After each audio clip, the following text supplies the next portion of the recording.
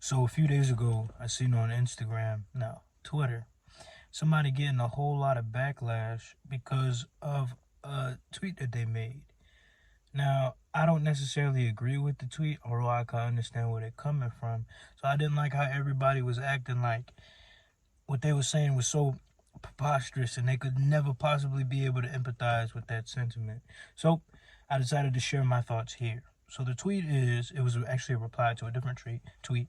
The question on the original tweet was, what's the hardest truth you've learned? Or what's the harshest truth you've learned? And the person's reply was, unfortunately, there are no benefits to being a good person. And people were saying things like, I mean, if you're looking for benefits to being a good person, you were never a good person, lol. Being a good person is the benefit. Sleeping well at night, knowing you are living your truth and doing no harm is a benefit. Not dealing with unnecessary drama is a benefit. Bettering the lives of other people is a benefit. Another one was wrong. There are many benefits. Some are having the satisfaction. People feel happy around you, bringing positivity into the world, making people feel good about themselves, having confidence in yourself. And I think all of those reasons were surface level reasons. And I feel like we all, at some point at a very young age had, this want collectively to be as nice as we possibly can, to be as loving as we possibly can. We love that feeling of being able to see someone else resonate positively because we can empathize with the fact that we also like it when other people leave that effect on us. And so when you see somebody displaying this idea that they've come to the conclusion that there are no benefits to being a good person, and you also kind of have to read between the lines of the fact that they have tried to be a good person, they've wanted to be a good person, and somehow they felt depleted in a way that made it seem as if being a good person left them with no benefits. So if you really want to connect with somebody, which people weren't trying to connect, they were just trying to seem as if they are the person that is smartest, or they are simply smarter than that person, better than that person for having that idea. If you were truly trying to connect, then you'd at least be able to see that what you're looking at is somebody who tries to be loving and considerate and caring, and realize that they weren't receiving that back, and how it could be more detrimental than beneficial, and to the point where it's not beneficial at all. And there are important lessons that one has to learn around that. If you've personally ever had to deal with giving out love and not feeling like it's being reciprocated, or at least given back to you in a different form, then you know what you had to learn in order to be able to be a loving person and not be depleted. Now, one of my favorite algebraic equations that relate to all things, right, is when you go through something, you have an experience. So that's A. You have an experience, right? Plus, you understand that experience. That equals you being able to articulate what you learned and what you understand about it. So if you had an experience and you state that you understand it, but you're unable to articulate what you went through and what you understand about it, then you don't really understand it, or you didn't really experience it to the extent in which the person who needs an explanation did. So your explanation doesn't connect. Somewhere along the algebraic equation, it's not equal, right? It does not. Does not suffice, right? So if somebody, right, is saying that they don't understand something, right, something that they're experiencing, that means that they're looking for somebody to articulate it. And if you're saying that you understand it and you can't articulate it, that means you can't understand it, or you didn't experience it. So what I've learned from having to deal with being an extremely loving person, somebody who's super open, super accepting, super appreciative of any and everybody that came across, like, oh my God, here's all love, blah, blah, blah. That used to be me. And what I've grown to realize over time is that people were not being loving back. People wasn't was not reciprocating that love, to the point where I was looking around when I needed it the most, and I feel like I didn't have anybody. And there were some things that I had to learn about that, which is how to be preservative, or I had to learn and master preservation, right? And I had to learn and master um, discernment, right? And being able to discern whether or not I'm even putting into somebody who's going to be able to reciprocate what I am giving them, what love I'm sending them. Um, so preservation means you can't step out into the world being loving and vulnerable, right? So many times we just, hey world, hello, how are you world? And then world comes and spits in your face, and you like, dang, it's like that. That's what you go through when you're a child. But over time, once you've noticed that you can be loving and some people are simply not going to be accepting of it, then you have to learn that you might have to take a step back. You might not have to be, you might have to be not that person that's super loud, that's super open, that's screaming, hey, come interact with me. You might think you're saying, hey, come love me, but you can't always control how people interact with you. So you have to take a step back, be a lot more conservative with your energy so that you can truly give it out to those who deserve it. Now we can sit around and talk about what does it mean for somebody to deserve it? Who are you to decide who deserves your love? Yada yada yada. If you truly value yourself and you truly value your love, then and you understand how beautiful it is to be loved by you and how beautiful it feels to accept love from others, then you would take more seriously the people that you interact with and the people that you give love to, because too often can people be gluttonous with energy and consume your love and not appreciate it as if they're not consuming it at all. And I'm gonna be honest with you.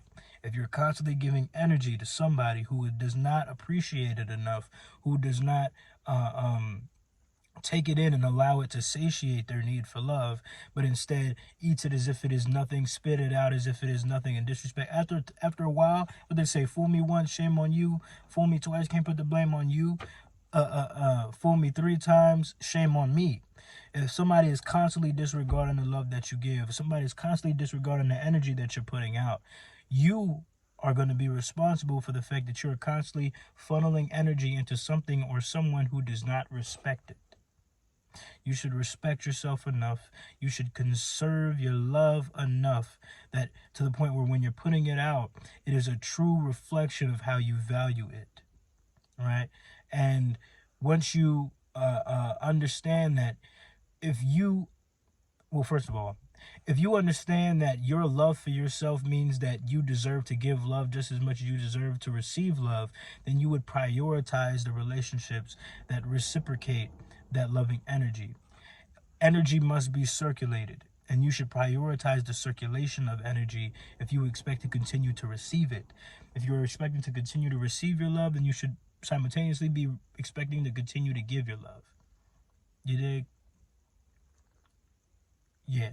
So if you're somebody who's feeling like you're going out, you might see somebody on the side of the road, you send love, they say F you because they're the F you guy. You know what I'm saying? You see somebody else out of the road, you say, hey, love you, and they like F you because they're the F you gal. Then you might have to take a step back, go look at your friendships and relationships that you're choosing to circulate love into, allow for them to keep fueling and allowing for that energy of love to continue to pump and generate itself for you so that you can go out and take those risks. I am not saying go out and constantly be sending love to people that are not going to reciprocate it to you. But when you do step out into being a loving person with strangers, it's always a risk because you cannot control what other people do, what other people choose to do. And when you give somebody your love, you are handing it over. You can't hand it over and hold it and be like, are you gonna do good? Are you gonna do good? That's not good enough. You can't do that, or you shouldn't do that. That's not how it works, right? And discernment, it means when you're starting to build those relationships that you're expecting reciprocity from, you have to take time to make sure that this is somebody who can truly be a person that reciprocates your love. Newsflash, sometimes people don't even know that they are not equipped, ready, capable of being accepting and loving of you. Okay.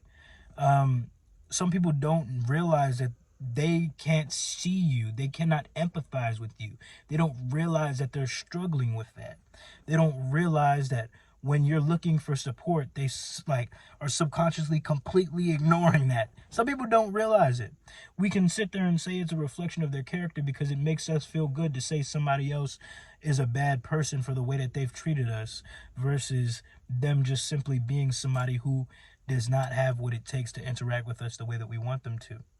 And once we stop trying to label people as good or bad or try to blame somebody and just realize that it is what it is, we can move away from things and step away from it before we even attach ourselves to it. That's a lot of the issue. We go and we expect people to be just as nice as we are, and then we attach ourselves to them before they can prove to us that that's genuinely who they are and genuinely who they can be. And so once you take time and allow for that relationship to show itself for who it truly is, because one of the easiest things that somebody can do is show you affection physically and show you affection verbally. It's when it gets to that action oriented, when it gets to that intentional giving type of form of affection, that's when things start getting more authentic and furthermore complicated. It's hard for you to hide how you truly feel when it's time for you to start deciding whether or not you care enough to really apply yourself beyond words and touching.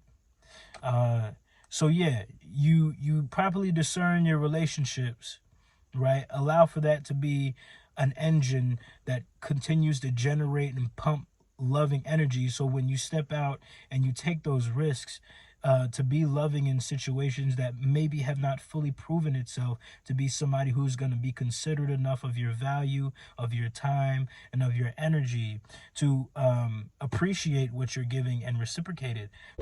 You have enough energy to the point where when you deal with the rejection or you deal with the disrespect of your energy, you're not depleted.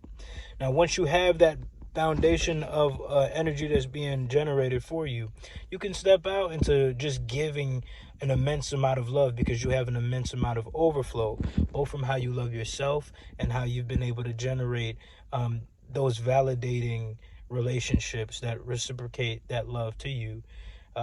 Yeah, so that's really how you maintain yourself as a friendly person, even in the midst of strangers. So you don't have to feel like you have to close yourself off, but also you don't have to be susceptible to being depleted just because you want to be a loving person.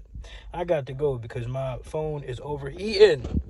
But I hope you all have an amazing day, and I hope that helps somebody who is struggling with trying to maintain that piece of them that is loving and giving in the midst of so many people disregarding and disrespecting their energy. Yeah. Be cool.